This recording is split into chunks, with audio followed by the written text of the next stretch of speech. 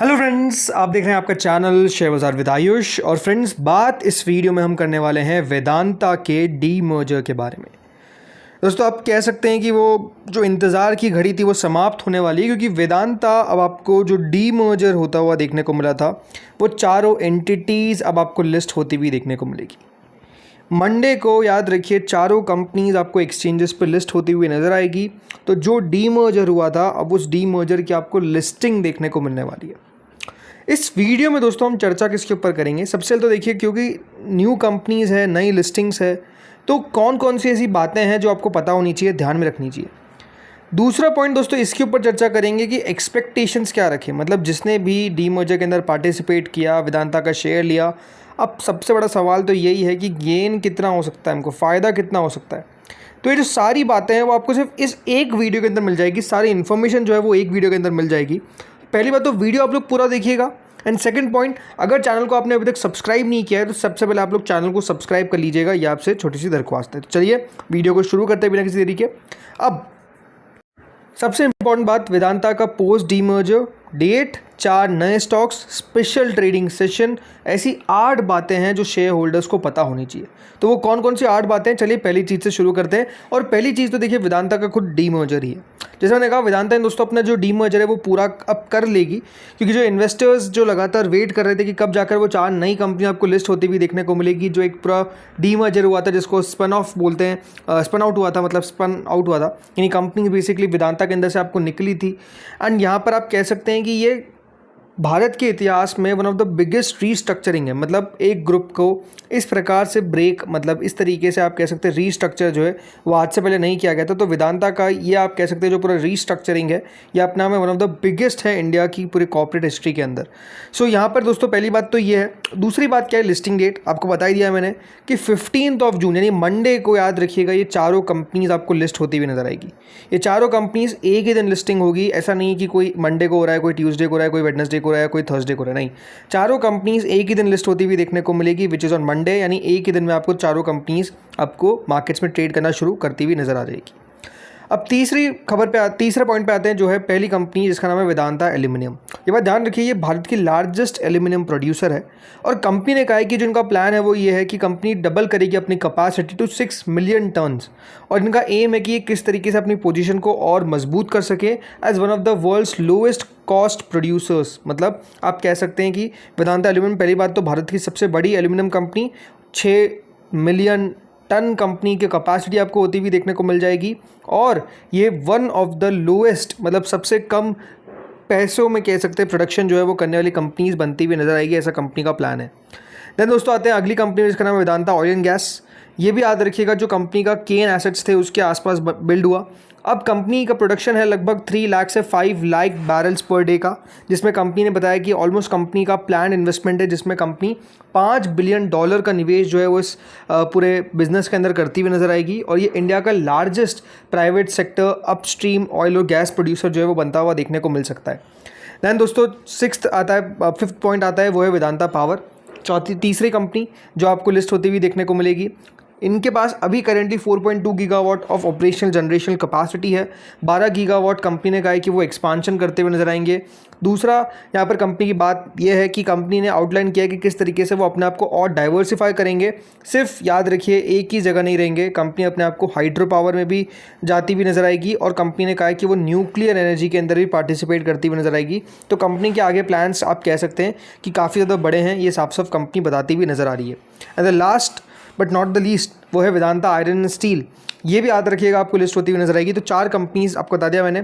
Iron steel की भी याद रखिएगा, लिस्टिंग आपको देखने को मिलेगी कल के दिन, यानी मंडे के दिन।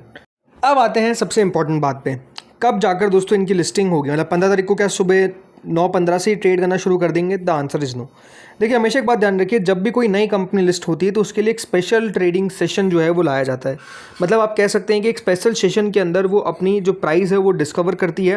एंड देन जाकर दोस्तों आपको नॉर्मल सी आती हुई नज़र आती है, पार्टिसिपेट करते हुए नज़र आते हैं लोग, उसके अंदर ट्रेड करते हैं। तो वैसे दोस्तों इन चारों कंपनीज़ के लिए भी याद रखिएगा एक स्पेशल टाइम एलोकेट किया गया। और वो समय कौन सा है? वो है दोस्तों 10।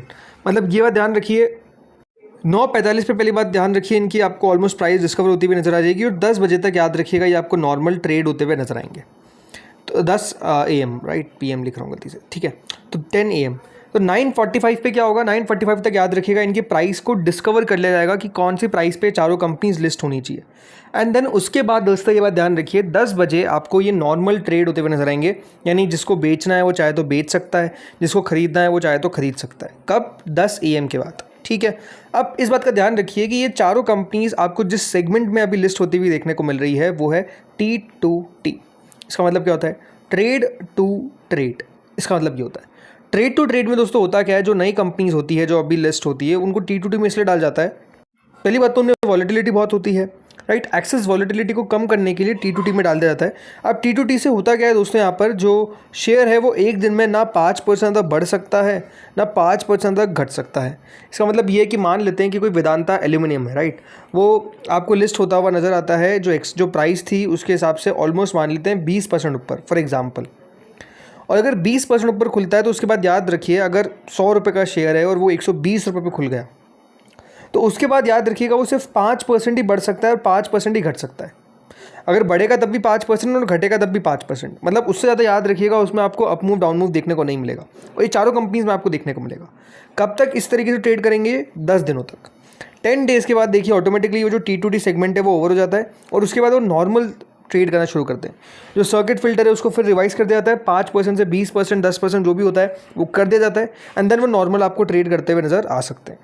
तो इस तरीके से याद रखिएगा चीज़ें जो है वो आपको होती हुई देखने को मिलेगी।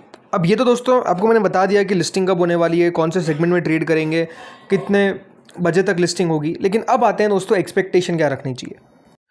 सो देखिए जो चारों कंपनीज निकली इसमें सबसे जो शानदार कंपनी माना जा रहा है कि निकल कर आएगी वो है दोस्तों वेदांता एल्यूमिनियम। बताया जा रहा है एनालिस्ट के द्वारा कि ये लगभग कंपनी की जो मार्केट कैप है वो 1.74 लाख करोड़ हो सकती है।